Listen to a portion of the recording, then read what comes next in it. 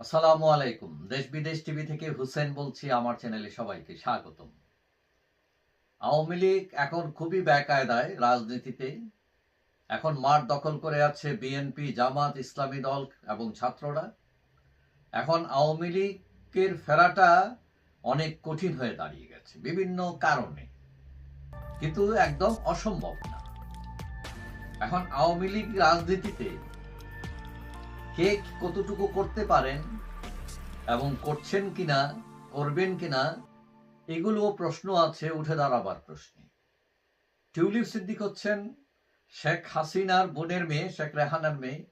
Tulip ব্রিটেনের একজন MP, মন্ত্রীও ছিলেন এবং স্বেচ্ছায় পদত্যাগ করেছেন।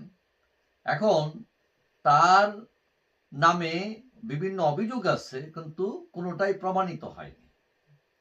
দুদক $3.9 বিলিয়ন একটা অভিযোগ এনেছে টিউলিপ এবং তার পরিবার, শেখ হাসিনা, রেহানা সবাই মিলিয়ে। তাকে একটা ফ্ল্যাট ভাড়া নিয়ে আপত্তি উঠেছিল এবং এটাও সলিউশন হয়েছে এবং এটাতে কোনো দুর্নীতি খুঁজে পাওয়া যায়নি।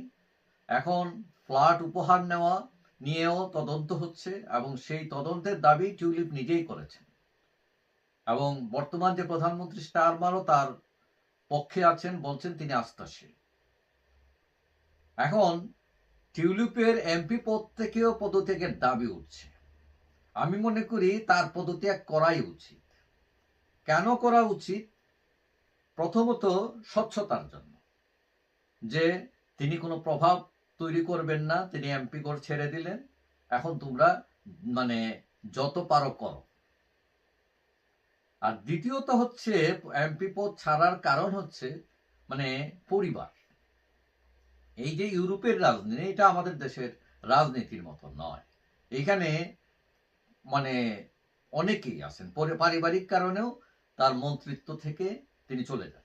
যেমন ব্রিটেনের একজন প্রধানমন্ত্রী হঠাৎ করে পদত্যাগ করলেন, তো তাকে সাংবাদিকরা জিজ্ঞেস করলো যে কি ব্যাপার, হঠাৎ আপনি পদত্যাগ করলেন? তিনি বললেন যে দেখো, আমি তো প্রধানমন্ত্রী হওয়ার পর পরিবারকে সময় দিতে পারি না।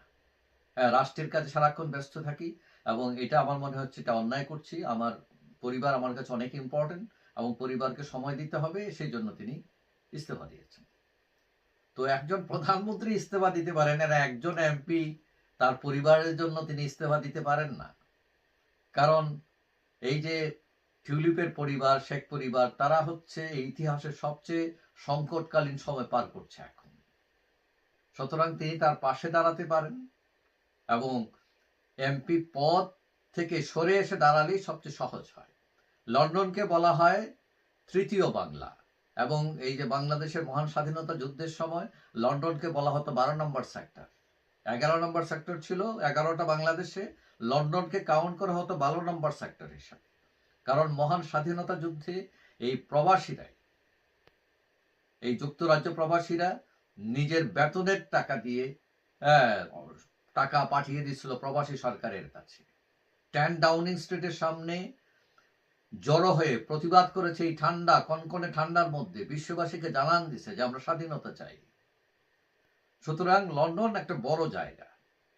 এখন আওয়ামী লীগ চাইলে এখানে একটা বড় ধরনের ক্যাম্পেইন তৈরি করতে পারে এবং এই ক্যাম্পেইন তৈরি করতে সেখানে টিউলিপ একটা ক্যাপ্টেনের ভূমিকা পালন করতে পারেন। কারণ টিউলিপের একটা ভালো ব্যাকগ্রাউন্ড রয়েছে, তিনি ব্রিটিশ এমপি, তিনি মন্ত্রী ছিলেন, ইউরোপিয়ান ইউনিয়ন, আমেরিকা, রাশিয়া, বিভিন্ন জায়গায় লবিং করতে তার সুবিধা হবে। এবং পাশাপাশি যুক্তরাজ্য আওয়ামী লীগের একটি শক্ত অবস্থান রয়েছে।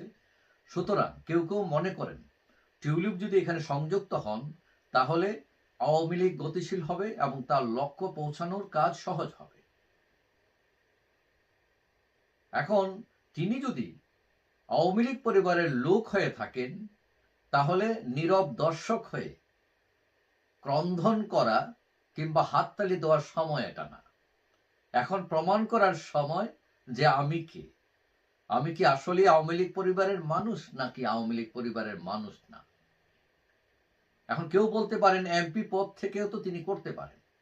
না, আসলে এমপি পদ থেকে তিনি সবকিছু করতে পারেন না, কারণ এখানে সীমাবদ্ধতা আছে।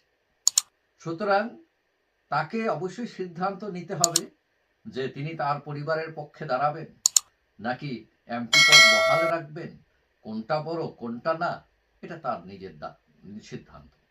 যাই হোক, সবাই ভালো থাকবেন।